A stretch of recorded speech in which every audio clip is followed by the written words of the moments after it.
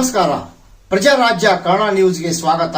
ನಾನು ರಾಮಗೌಡ ಪಾಟೀಲ್. ಹುಕ್ಕೇರಿ ಮತಕ್ಷೇತ್ರದ 224 ಏಜೆಂಟರ BLA 2 ತರಬೇತಿ. ಮಾಜಿ ಸಚಿವ ಹಿರಿಯ ರಾಜಕಾರಣಿ AB ಪಾಟೀಲ್ ಅವರ ಹುಕ್ಕೇರಿ ಮತಕ್ಷೇತ್ರದ BLA 1 ಇದ್ದು, ಹುಕ್ಕೇರಿ ಮತಕ್ಷೇತ್ರದ ಮತದಾರ ಪಟ್ಟಿ ವಿಶೇಷ ಪರಿಷ್ಕರಣೆ ಅವರ ಮುಂದಾಳತ್ವದಲ್ಲಿ ಹಮ್ಮಿಕೊಳ್ಳಲಾಗಿತ್ತು. ಬೂತ್ ಮಟ್ಟದ ಅಧಿಕಾರಿಗಳ BLAಗಳ ಜೊತೆಗೂಡಿ ಮತದಾರ ಪಟ್ಟಿಯನ್ನು ಪರಿಶೀಲಿಸುತ್ತಾರೆ. ಮಾನ್ಯತೆ ಪಡೆದ ರಾಜಕೀಯ ಪಕ್ಷಗಳು ಮತ್ತು ಮತಗಟ್ಟೆಗೆ ನೇಮಿಸುವ ಅಧಿಕೃತ ಪ್ರತಿನಿಧಿ. ದೇಶ ರಾಜ್ಯ ಪಾರದರ್ಶಕತೆಯಿಂದ ಚುನಾವಣೆ ಕೈಗೊಳ್ಳಲು ಹುಕ್ಕೇರಿ ಮತಕ್ಷೇತ್ರದ 224 ಏಜೆಂಟರ BLA ತರಬೇತಿ ಆಯೋಜನೆ.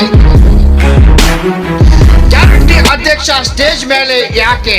ತಹಶೀಲ್ದಾರ್ಗೆ ಕಾರ್ಯಕರ್ತರ ತಕರಾರು. ಖುದ್ದಾಗಿ ತಾವೇ ಕೆಳಗಿಳಿದ ತಹಶೀಲ್ದಾರ್ ಬಲರಾಮ್ ಕಟ್ಟಿಮನಿ. ನಂತರ ಎಲ್ಲ ಮುಖಂಡರು ಕಾರ್ಯಕರ್ತರ ನಡುವೆ. ತಹಸೀಲ್ದಾರ್ ಬಲರಾಮ್ ಕಟ್ಟಿಮನಿ ಅವರ ನೇತೃತ್ವದಲ್ಲಿ ಕಾರ್ಯಕ್ರಮ ಜರುಗಿತು. ಕಾಂಗ್ರೆಸ್ ಕಾರ್ಯಕರ್ತರು ಪ್ರೋಟೋಕಾಲ್ ಆಗಿ BLA ಸಭೆ ಮಾಡುವಂತೆ ತಹಸೀಲ್ದಾರ್ಗೆ ತಕರಾರು ಎತ್ತಿದ್ರು ನೋಡಿ. ಹಠ ಬಿಡದ ಕಾರ್ಯಕರ್ತರು ನಂತರ ಸ್ವತಃ ತಹಸೀಲ್ದಾರರೇ ವೇದಿಕೆಯಿಂದ ಕೆಳಗೆ ಬರುವ ಪ್ರಸಂಗ ಜರುಗಿತು. ನಂತರ ಒಬ್ಬೊಬ್ಬರಾಗಿ ಮುಖಂಡರು ಮೇಲಿದ್ದವರು ಎಲ್ಲರೂ ಕಾರ್ಯಕರ್ತರ ನಡುವೆ ಬಂದು ತರಬೇತಿಯಲ್ಲಿ ಪಾಲ್ಗೊಂಡರು ನೋಡಿ. ರಾಮಗೌಡ ಪಾಟೀಲ್, ಪ್ರಜಾರಾಜ್ಯ ಕನ್ನಡ ನ್ಯೂಸ್, ಹುಕ್ಕೇರಿ. ಇದೇ ವೇಳೆ ತಹಶೀಲ್ದಾರ್ ಬಲರಾಮ್ ಕಟ್ಟಿಮನಿ ಹಾಗೂ ಪದ್ಮನ್ನವರ್ ಸರ್ ಮಾತನಾಡಿ, ಎಲ್ಲ ಕೊಟ್ಟಿದ್ದೀವಿ. ಕೆಲವೊಬ್ರು ಮಾತ್ರ ಹಾಜರಾಗಿದೆ, ಯಾಕಂದ್ರೆ ಸಂಖ್ಯೆ ಬಹಳ ಕಡಿಮೆ, ಚೇರೆಲ್ಲ ಖಾಲಿ ಅದಾವ. ಯಾಕೆಂದ್ರೆ ಇದು ನಮ್ಗಿಂತಲೂ ನಿಮ್ಗೆ ಇದು ಮಾಹಿತಿ ಬೇಕು. ಯಾಕೆ ಅಂದ್ರೆ ನಾಳೆ ಯಾರಾದ್ರೂ ಕೈ ಬಿಟ್ಟು ಹೋದ್ರೆ ಯಾಕೆ ಹೋಯ್ತು ಅಂತ ಒಂದು ಪ್ರಶ್ನೆ ಮಾಡ್ತೀರಿ. ಎಲೆಕ್ಷನ್ ಟೈಮ್ನಾಗ ನೋಡಿರ್ಬೋದು, ಒಂದು ಹೆಸರು ಬಿಟ್ಟು ಹೋಗಿರ್ತೈತಿ, ನನ್ನ ಹೆಸರು ಬಿಟ್ಟು ಹೋಗೈತ್ರಿ ಅಂತೇಳಿ ಬಂದು ಕೇಳ್ತೀರಿ. ಬಟ್ ಅಡ್ವಾನ್ಸ್ ಆಗಿ ಯಾರು ಅದನ್ನ ಕೇಳಂಗಿಲ್ಲಪ್ಪ. ಅದಕ್ಕೆ BLA ಅವ್ರಿಗೆ ಯಾಕೆ ಅವಶ್ಯಕತೆ ಐತಪ್ಪ ಅಂದ್ರೆ SR ಅಂದ್ರೆ ಏನು, ಈಗೆಲ್ಲ ನಿಮ್ಗೆ ತರಬೇತಿ ಕೊಡ್ತೀವಿ. ಈಗಾಗಲೇ ನಿಮ್ಗೆ ಗೊತ್ತೈತಿ, ಈಗ ನಮ್ಮ BLAಗಳು ನಿಮ್ಮ ಮನೆಗೆ ಬಂದು ಮ್ಯಾಪಿಂಗ್ ಮಾಡ್ಯಾರ. ರೋಜಿನಿ ಮ್ಯಾಪಿಂಗ್ ಮಾಡಿದ್ದು ಮನೆಗೆ ಬಂದಾರ, ಅವರು ನಿಮ್ದು ಮಾಹಿತಿ ಕೇಳ್ಯಾರ, ಎಲ್ಲ ನೀವು ಕೊಟ್ಟಿರಿ. ಆಲ್ಮೋಸ್ಟ್ ನಮ್ದು ಹೆಚ್ಚು ಕಡಿಮೆ 95-96% ಆಗೈತಿ. ಏನ್ರಿ, ಕೆಲವೊಬ್ರದ್ದು ಏನಾಗೈತಿ, ಈಗ ಮಹಾರಾಷ್ಟ್ರದಿಂದ ಈ ಮದುವೆಗೆ ಬಂದಿರ್ತೀರ ಹೆಣ್ಮಕ್ಳು, ಕೆಲವೊಬ್ರು ಆಗಿಲ್ಲ, ಕೆಲವೊಬ್ರು ಊರಲ್ಲಿ ಇಲ್ಲ, ಕೆಲವೊಬ್ರು ಊರು ಬಿಟ್ಟು ಬೇರೆ ಕಡೆ ಹೋಗ್ಬಿಟ್ರ, ಪರ್ಮನೆಂಟ್ ಶಿಫ್ಟ್ ಆಗಿಬಿಟ್ರ, ಅವರು ಇಲ್ಲಿ ಇಲ್ಲ, ವಾಸ ಇಲ್ಲ. ಅದಕ್ಕೆ ಅಂಥವ್ರೆಲ್ಲ ಮತ್ತು ಕೆಲವೊಬ್ರು ಮರಣ ಹೊಂದಿರ್ತಾರೆ. ಕೆಲವೊಬ್ರು ಇಲ್ಲಿ ಇರ್ತೈತಿ, ಒಂದು ಬೆಳಗಾದಾಗ ಇರ್ತೈತಿ, ಇಲ್ಲ ಮುಂಬೈದಾಗ ಇರ್ತೈತಿ, ಬೆಂಗಳೂರಾಗ ಇರ್ತೈತಿ, ಎಲ್ಲ ಇರ್ತೈತಿ, 2 ಕಡೆ ಇರ್ತೈತಿ. ಅದಕ್ಕೆ ಅವ್ರು ಎಲ್ಲಿರ್ಬೇಕು ಅಂತೇಳಿ ಈಗಾಗಲೇ ನಾವು BLA ಕೊಟ್ಟಿದ್ವಿ. ಅದನ್ನ ಮಾಹಿತಿ ತಗೊಂಡು ಅವರನ್ನ ಸರಿಪಡಿಸ್ಯಾರಲ್ಲ. ಈಗ ನಿಮ್ಗೆ ಅವಶ್ಯಕತೆ ಏನಂದ್ರೆ, ಈಗ SIR ಸ್ಟಾರ್ಟ್ ಆಗ್ತೈತಲ್ಲ, SIR ಅಲ್ಲಿ ಏನ್ ಮಾಡ್ಬೇಕು, ತಮ್ಮಿಂದ ಏನು ನಾವು ನಿರೀಕ್ಷೆ ಮಾಡ್ತೀವಿ ಅಂದ್ರೆ, ಈ ಮನೆಗೆ BLAಗಳು ಬರ್ತಾರೆ ನಿಮ್ಮ ಮನೆಗೆ. ಅದಕ್ಕೆ ಅವ್ರ ಜೊತೆಗೆ ನೀವು ಸಹ ಅವ್ರ ಹೊತ್ತಿಗೆ ಸಹಕರಿಸಿ ಎಲ್ಲರಿಗೂ SIR ಅಲ್ಲಿ ಎಂಟ್ರಿ ಆಗ್ಬೇಕು. ಎಂಟ್ರಿ ಆಗೋ ಉದ್ದೇಶ ಅಂದ್ರೆ, ಈ ಭಾರತದ ಪ್ರಜೆಗಳಾದವ್ರು ಮಾತ್ರ ಬರ್ತೈತಿ ಇದು, ಏನ್ರಿ. ಆದ್ರೆ ಭಾರತ ಪ್ರಜೆಗಳಾದವ್ರದ್ದು ಕೆಲವೊಂದು ಸೇರಂಗಿಲ್ಲ, ಯಾಕಂದ್ರೆ ಅವ್ರ ಬಳಿ ಯಾವುದು ದಾಖಲೆ ಇರಂಗಿಲ್ಲ. ಅದಕ್ಕೆ ಸರ್ಕಾರ ಎಲ್ಲ ದಾಖಲೆಗಳನ್ನು ಕೊಡಕ ವ್ಯವಸ್ಥೆ ಮಾಡೈತಿ. ಈಗ ವಾಸಸ್ಥಳ ಕೊಡಕ್ ಮಾಡ್ಯಾರ. ಅದೆಲ್ಲ ನಿಮ್ಮಲ್ಲಿ 11 ಡಾಕ್ಯುಮೆಂಟ್ ಹೇಳ್ತಾರ. ಅವು 11 ಡಾಕ್ಯುಮೆಂಟ್ ಯಾವುವು ಇವೆಲ್ಲ ಅರ್ಥ ಮಾಡಿಕೊಂಡು ನಿಮ್ಮ ಗ್ರಾಮದಲ್ಲಿ, ನಿಮ್ಮ ಪೊಲೀಸ್ ಸ್ಟೇಷನ್ದಲ್ಲಿ ಇದನ್ನ ವ್ಯಾಪಕವಾಗಿ ಅಂದ್ರೆ ಎಲ್ಲರಿಗೂ ತಿಳಿಸ್ಬೇಕು. ಎಲ್ಲರಿಗೂ ತಿಳಿಸಿದ್ರೆ ಮಾತ್ರ ಇದು ಸಕ್ಸಸ್ಫುಲ್ ಆಗ್ತೈತಿ ಮತ್ತು ವೋಟರ್ ಲಿಸ್ಟ್ 100% ಪ್ಯೂರಿಫೈ ಆಗ್ತೈತಿ. ಅದಕ್ಕೋಸ್ಕರ ಈ ತರಬೇತಿ ಹಮ್ಮಿಕೊಂಡಿದ್ದೀವಿ. ಈ ತರಬೇತಿಯಲ್ಲಿ ತಾವೆಲ್ಲರೂ ಏನು ಹೇಳ್ತಾರ ಕೇಳ್ರಿ, ಮೊದಲು ತರಬೇತಿ ಕೇಳ್ರಿ, ಆಮೇಲೆ ಪ್ರಶ್ನೆಗಳು ಕೇಳಿ ನೀವು ಕ್ಲಿಯರ್ ಮಾಡ್ಕೊಡಿಲ್ಲ ಅಷ್ಟು ಅಂತ ಹೇಳ್ತಾನ. ಒಂದು ಸ್ವಲ್ಪ ಸ್ಪಷ್ಟೀಕರಣ ನಿಮಗೆ ಬಹಳಷ್ಟು ಮಂದಿ ಅರ್ಥ ಮಾಡ್ಕೊಂಡಿರ್ಬೋದು ಇಲ್ಲ. ಈಗ ಭಾರತ ಚುನಾವಣೆ ಆಯೋಗ ಕೇಂದ್ರ ಸರ್ಕಾರದಲ್ಲಿ ದೆಹಲಿ ಒಳಗೆ ನಡೀತದೆ, ಗೊತ್ತೈತೆ ಎಲ್ಲರಿಗೂ. ಅದು ಏನ್ ನಿರ್ದೇಶನ ಮಾಡದೈತೆ ರಾಜ್ಯಗಳಿಗೆ, ರಾಜ್ಯ ಮಟ್ಟದಲ್ಲಿ ಚುನಾವಣಾ ಆಯೋಗ ಕಾರ್ಯನಿರ್ವಹಿಸ್ತದೆ. ಇವನ್ ಎರಡನ್ನೂ ಗಮನದಾಗ ಇಟ್ಕೊಂಡ ಮಾನ್ಯ ಜಿಲ್ಲಾಧಿಕಾರಿಗಳು ತಮ್ಮ ಜಿಲ್ಲೆಯಲ್ಲಿರ್ತಕ್ಕಂಥ, ಅದು ಲೋಕಸಭಾ ಕ್ಷೇತ್ರ ಇರ್ಬೋದು, ವಿಧಾನಸಭಾ ಕ್ಷೇತ್ರ ಇರ್ಬೋದು, ಇಲ್ಲ ಜಿಲ್ಲಾ ಪಂಚಾಯತ್, ತಾಲೂಕು ಪಂಚಾಯತ್, ಯಾವುದೇ ಚುನಾವಣೆ ನಡೀಬಹುದು. ಮಾನ್ಯ ಜಿಲ್ಲಾಧಿಕಾರಿಗಳವರ ಒಂದು ಅಧ್ಯಕ್ಷತೆಯಲ್ಲಿ, ಅವರಂದ್ರೆ RO ಆಗಿರ್ತಾರೆ, ARO ಹುದ್ದೆಗಳು ಬೇರೆ ಬೇರೆ ಬರ್ತಿರ್ತಾವೆ. ಅವರು ಮಾನ್ಯ ತಹಶೀಲ್ದಾರ್ ಸರ್ ಅವರಿಗೆ ನಿರ್ದೇಶನ ಮಾಡಿದಾಗ ತಾಲೂಕು ಹಂತದಲ್ಲಿ ಮಾನ್ಯ ತಹಶೀಲ್ದಾರ್ ಸರ್ ಅವರು ಈ ಎಲ್ಲ ವ್ಯವಸ್ಥೆಯನ್ನ ರಾಜಕೀಯ ಪಕ್ಷಗಳ ಜೊತೆ ಕೂಡ್ಕೊಂಡ ಚುನಾವಣೆಯನ್ನ ಪಾರದರ್ಶಕವಾಗಿ ನಡೆಸಬೇಕು ಅಂತೇಳಿ ವಿಚಾರಣೆ ಮಾಡಿದ್ರು. ಆ ಚುನಾವಣೆ ಪಾರದರ್ಶಕವಾಗಿ ನಡಿಬೇಕಾಗಿದ್ರ ಇಬ್ಬರು ಕಾರಣಗಳು.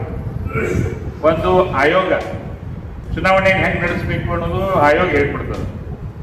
ಹೆಂಗೆ ನಡೆಸಬೇಕು, ಕಾನೂನುಗಳು ಏನ್ ಹೇಳ್ತಾವ, ಯಾವ ರೀತಿ ನಡೆಸಬೇಕು, ಯಾವ ಅವಧಿಗೆ ನಡೆಸಬೇಕು ಅನ್ನೋದನ್ನ ಆಯೋಗ ಹೇಳಿದ್ರ, ಇಲ್ಲಿ ನಾವು ಜನಪ್ರತಿನಿಧಿಗಳು ನಮ್ಮ ಪ್ರಜೆಗಳಾಗಿರ್ತಕ್ಕಂಥವ್ರು ನಾವು ಮತದಾರ ಅಂತ ಏನು ಗುರುತಿಸ್ಕೊಂಡಿರ್ತೀವಿ, ಒಂದು ಪಟ್ಟಿ ಇರ್ತದೆ ಮತದಾರರ ಪಟ್ಟಿ ಅಂತೇಳಿ.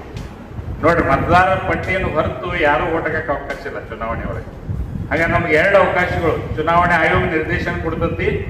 ಮತದಾರರ ಪಟ್ಟಿಯಲ್ಲಿ ಇರ್ತಕ್ಕಂಥ ಎಲ್ಲ ಮತದಾರರು ಚುನಾವಣೆಯಲ್ಲಿ ಪಾಲ್ಗೊಳ್ಬೇಕು ಅಂತೇಳಿ. ಹಾಗಾದ್ರೆ ಒಂದು ಮತನೂ ಕೂಡ ಏನು ಮಾಡ್ತದೆ ಅನ್ನೋದ್ರ ಬಗ್ಗೆ ನಿಮ್ಗೆಲ್ಲ ಪರಿಚಯ ಇದೆ, ಅದನ್ನ ಹೇಳೋಕೆ ಹೋಗುದಿಲ್ಲ. ಹಾಗಾದ್ರೆ ಒಂದು ಮತದ ಬೆಲೆ ಎಷ್ಟೈತೆ ಅನ್ನೋದು ಗೊತ್ತೈತೆ ನಿಮಗೆ. ಒಂದು ಮತ ಒಂದು ಪಕ್ಷವನ್ನ ಎತ್ತರಕ್ಕೆ ಒಯ್ಯಬಹುದು, ಒಂದು ಪಕ್ಷವನ್ನ ಕೆಳಗೆ ಕೆಡಬಹುದು. ಹಾಗಾದ್ರೆ ಒಂದು ಮತದ ಬೆಲೆ ಏನಾಯ್ತು ಅನ್ನೋದು ಆದಾಗ ಮತದಾರರ ಪಟ್ಟಿ ಕೂಡ ಏನಾಗಬೇಕು ನೋಡೋಣ, ಚೆನ್ನಾಗಿರ್ಬೇಕಲ್ರಿ. ಯಾಕಂದ್ರೆ ಮತದಾರರ ಪಟ್ಟಿ ಏನಾಗಿರ್ಬೇಕಂದ್ರೆ ಯಾವುದೇ ದೋಷಗಳಿಂದ ಕೂಡಿರಬಾರದು. ದೋಷ ಅಂದ್ರೆ ಅಲ್ಲಿನ ದೋಷ ಅನ್ನೋದು ಅರ್ಥ ಯಾಕೆ ಬಳಸ್ತಾ ಇದ್ದೇವೆ ಅಂದ್ರೆ, ಅದ್ರೊಳಗೆ ಯಾರು ನಮ್ಮಲ್ಲಿ ಮರಣ ಹೊಂದಿದವರನ್ನೆಲ್ಲ ತೆಗೆದು ಹಾಕುವಂತ ಕೆಲಸ ಒಂದು ಕಡೆ ಆಗ್ತದ. ಇನ್ನೊಂದು ಕಡೆ ಏನಂದ್ರೆ, ಯಾರು ಭಾರತದ ಪ್ರಜೆಯಾಗಿದ್ದು 18 ವರ್ಷ ಪೂರ್ಣಗೊಳಿಸಿರ್ತಾರಲ್ಲ, ಅವರೆಲ್ಲರೂ ಮತದಾರ ಪಟ್ಟಿ ಒಳಗೆ ಅವ್ರ ಹೆಸರು ಏನಾಗಬೇಕು, ಸೇರ್ಪಡೆ ಆಗಬೇಕು. ಅಂದ್ರೆ ಇದು ಅರ್ಥ 18 ವರ್ಷ ಪೂರ್ಣಗೊಂಡವರು ಮತದಾರ ಪಟ್ಟಿಯಿಂದ ಹೊರಗೆ ಉಳಿಬಾರದು. ಈಗಾಗಲೇ ಮತದಾರ ಪಟ್ಟಿ ಒಳಗೆ ಬಹಳ ವರ್ಷದಿಂದ ಏನೋ ತೀರ್ಕೊಂಡಿರ್ತಾರ, ಮರಣ ಹೊಂದಿರ್ತಾರೆ, ಅದನ್ನ ರಿಪೋರ್ಟ್ ಆಗೋದಿಲ್ಲ BLO ಅವರಿಗೆ. ಅವಾಗ ಅದೇನಾಗಿರ್ತೈತೆ, ಹಂಗೆ ಮುಂದುವರ್ಕೋತ ಬಂದಿರ್ತದೆ.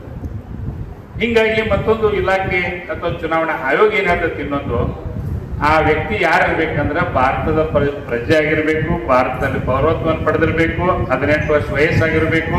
ಅದ್ರ ಜೊತೆಗೆ ಅವ ಯಾವುದೇ ಕಾರಣಕ್ಕೂ ಸರ್ಕಾರದ ನಿಯಮಗಳಲ್ಲಿ ಅವ ಮತದಾನಕ್ಕೆ ಅನರ್ಹ ಅಂತ ಎಲ್ಲರೇ ಘೋಷಣೆ ಆಗಿದ್ರೆ ಅವನ ಪಟ್ಟಿ ಒಳಗೆ ಹೆಸರು ಬರಬಾರ್ದು ಅನ್ನೋದು, ಇವೆಲ್ಲ ಕಂಡೀಷನ್ ಇಟ್ಕೊಂಡು ಮತದಾರ ಪಟ್ಟಿಯನ್ನು ಮಾಡ್ತಾರೆ.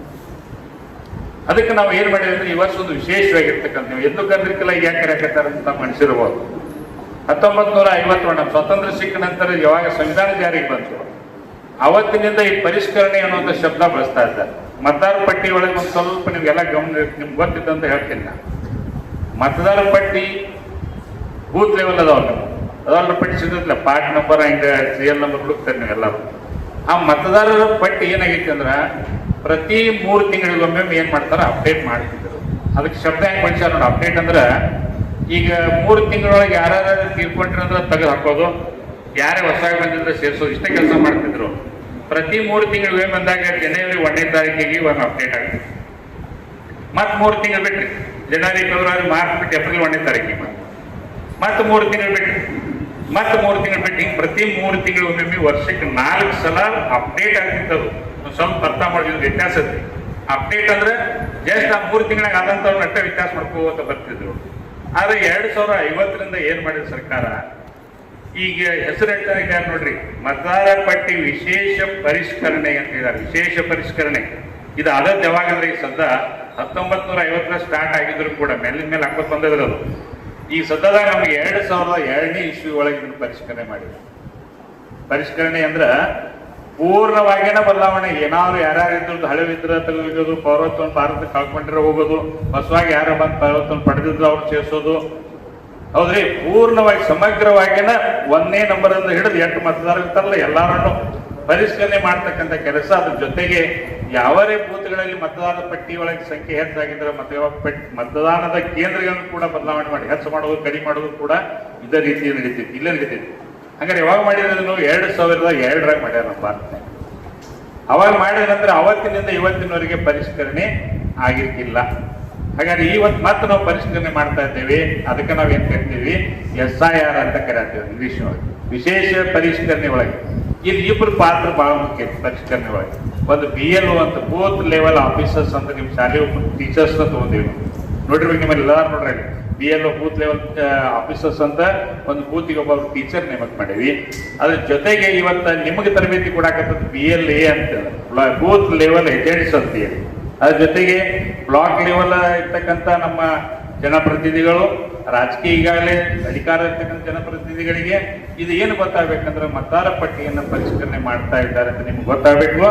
ನಿಮ್ಮ ಬೂತ್ದೊಳಗೆ ಎಷ್ಟು ಜನ ಏನ್ ಹೇಳಿರಲ್ಲ, ಭಾರತದ ಪ್ರಜೆ 18 ವರ್ಷ ಆದವ, ಯಾರು ಮರಣ ಹೊಂದಿದಾರ ಅವ್ರೆಲ್ಲರನ್ನು ಮತದಾರ ಪಟ್ಟಿಯಿಂದ ತೆಗೆದಾಕ್ಬೇಕು, ಯಾವ ಸೇರ್ಪಡೆ ಆಗಬೇಕೈತಿ ಸೇರ್ಪಡೆ ಆಗ. ಈ ಕೆಲಸ ಹೆಂಗ್ ಮಾಡ್ತಾ ಇದೆ ಅಂದ್ರ ಸಂಕ್ಷಿಪ್ತಾಗಿ ಹೇಳ್ತೀನಿ ಇಷ್ಟೇ, ಇನ್ನ ಡಿಟೇಲ್ ಅವ್ರು ಕೊಡ್ತಾರೆ ಸರ್. ಈಗ ನಾವು ಏನ್ ಮಾಡಿದ್ವಿ ಅಂದ್ರ ಮತದಾರ ಪಟ್ಟಿ 2002 ಒಂದು ಆಧಾರ ಇಟ್ಕೊಂಡೇವೆ. ಆಧಾರ ಇಟ್ಕೊಂಡು 2002 ಯಾರ ಹೆಸರು ಮತದಾರ ಪಟ್ಟಿ ಒಳಗೆ ಅದಲ್ಲ ಆ ಪಟ್ಟಿ ಒಳಗೆ ಇದ್ದವ್ರನ್ನ ಮತ್ತೆ ಮುಂದೆ ತೋಲಿಕ್ಕೆ BLO ಅವ್ರಿಗೆ ಹೇಳೋಣ, ಅದು ಒಂದು ಅವಕಾಶ ಇದೆ. ಇನ್ನು 2002 ಮತದಾರ ಪಟ್ಟಿ ಒಳಗೆ ಯಾರ ಹೆಸರು ಇಲ್ಲ, ಹೆಸರಿಲ್ಲದವ್ರ ಸೇರ್ಪಡೆ ಆಗಿದ್ರೆ ಅವ್ರನ್ನ ಏನ್ ಮಾಡ್ಬೇಕು? ಹಾಗೆ ನಾವು ಒಬ್ಬ ವ್ಯಕ್ತಿ ಈಗ ನಾನು ಸೇರ್ಪಡೆ ಆಗಿದ್ದು ನಂದು 2002 ಇಲ್ಲ ಅಂದ್ರ ನೀವು ಯಾರ ಈ ವ್ಯಕ್ತಿ ಯಾರಂತ ಗುರ್ತಿಸೋ ಕೆಲಸ ಆಗ್ಬೇಕು. ಗುರ್ತಿಸೋದಂದ್ರೆ ನನ್ನ ಅಜ್ಜೋ, ನಮ್ಮ ಅಪ್ಪೋ, ನಮ್ಮ ಅವ್ವ, ಹೌದಲ್ರಿ, ನಮ್ಮಂದ್ರ ತಾಯಿ, ನಮ್ಮ ತಂದೆ, ನಮ್ಮ ಅಜ್ಜ, ನಮ್ಮ ಅಜ್ಜಿ ಹೆಸರು ಮತದಾರ ಪಟ್ಟಿ ಒಳಗಿತ್ತಂದ್ರ ಇವ್ರ ಮೊಮ್ಮಗ, ಇವ್ರ ಮಗ ಅಂತ ಗುರ್ತಿಸ್ಲಿಕ್ಕೆ, ಅಂದ್ರೆ ಇದ್ರ ಅರ್ಥ ನಮ್ಮ ಹಳ್ಳಿ ಭಾಷೆಯಾಗಿ ಹೇಳ್ಬೇಕಂದ್ರೆ ಹೇಳೋರು ಹೆಂಗ್ ಲಿಂಕ್ ಇರ್ತೈತಿಲ್ಲ ಹಿಂದ, ಆ ಪದ್ಧತಿ ಒಳಗೆ ಹಿಂದಿನ ಜೋಡಿಸ್ಕೊಂಡ್ ಬಂದಿರ್ತಾರೆ. ಹಂಗೆ 2002 ಇತ್ತು, ಮುಂದುವರಿತಿತ್ತು, ಅದಕ್ಕೊಂದು ವಿಧಾನ ಐತಿ. 2002 ಪಟ್ಟಿ ಒಳಗೆ ಇರ್ಲಿಲ್ಲ ಅಂದ್ರೆ ಅದಕ್ಕೊಂದು ವಿಧಾನ ಐತಿ. ಇನ್ನು 1987 ಮೊದಲು ಹುಟ್ಟಿ ಇವತ್ತು ಮತದಾರ ಪಟ್ಟಿ ಒಳಗಿದ್ರೆ ಅದಕ್ಕೊಂದು ವಿಧಾನ ಐತಿ. ಈ 3 ವಿಧಾನಗಳನ್ನ ಆಧಾರ ಇಟ್ಕೊಂಡು ನಾವ್ ಏನ್ ಮಾಡ್ತಾ ಇದ್ದೀವಿ ಅಂದ್ರೆ BLO ಅವರಿಗೆ ತರಬೇತಿ ಕೊಡ್ತಾ ಇದ್ದೀವಿ. ಹಾಗಾದ್ರೆ ನಿಮಗೆ ಯಾಕೆ ಇವತ್ತಿನ ತರಬೇತಿ ಅಂದ್ರೆ ನೀವೇನ್ ಮಾಡ್ಬೇಕಾಗಿತ್ತ, ನಿಮ್ಮ ಬೂತ್ನಾಗಿರ್ತಕ್ಕಂಥ ವ್ಯಕ್ತಿಗಳು ಇವತ್ತು ನಮ್ಮ ಪಟ್ಟಿ ಹೆಂಗೆ ತಯಾರಾಗತ್ತೈತೆ ಅಂದ್ರೆ ಬರೀ ಹೆಸರು ಕೊಟ್ಟು ತಯಾರಾಗಂಗಿಲ್ಲ, ಒಂದು ಪಟ್ಟಿ ಕೊಟ್ಟಿದ್ದಾರೆ ಅವರು. 2002 ಆಧಾರ ಇಟ್ಕೊಂಡು ಈಗಾಗಲೇ ನಮ್ಮ BLO ಅವರು ಕಳೆದ ಒಂದು 3-4 ತಿಂಗಳಿನಿಂದ ಪರಿಷ್ಕರಣೆ ಮಾಡ್ಕೋತ ಬರ್ತಾ ಇದ್ದಾರೆ. ಪೂರ್ಣ ಆಗಿಲ್ಲ ಅದು, ಬರೀ ಯಾರು ಬರ್ತಾರೋ ಅವ್ರು ಸೇರಿಸ್ಕೊಂಡ್ರು. ನನ್ನ ಹೆಸರು ಇಲ್ಲ ಅಂದ್ರೆ ಅವ್ರ ಅಜ್ಜನ ಹೆಸರು ಏನೈತಿ, ಅವ್ರ ಅಪ್ಪನ ಹೆಸರು ಐತಿ, ಅವ್ರ ಎಪಿಕ್ ನಂಬರ್ ಏನೈತಿ ಎಲ್ಲ ಲಿಂಕ್ ಮಾಡ್ಕೊಂಡ್ರು. ಇದೆಲ್ಲ ಮಾಡಿ ಒಂದು ಅಪ್ಡೇಟ್ ಆಗೈತಿ ಇವತ್ತು. ಆ ಅಪ್ಡೇಟ್ ಆಗಿರ್ತಕ್ಕಂಥ ಪಟ್ಟಿಯಿಂದ ನಿಮ್ಮ ಮುಂದೆ ನಾವು ಏನ್ ಮಾಡ್ತಾ ಇದ್ದೇವೆ ಅಂದ್ರೆ ಇವತ್ತು ಮತ್ತೊಂದು ಫಾರ್ಮ್ ಜನರೇಟ್ ಆಗ್ತೈತೆ. ಆ ಜನರೇಟ್ ಆದ ಫಾರ್ಮ್ ಅನ್ನ ನಾವು BLO ಅವರಿಗೆ ಕೊಡ್ತೀವಿ.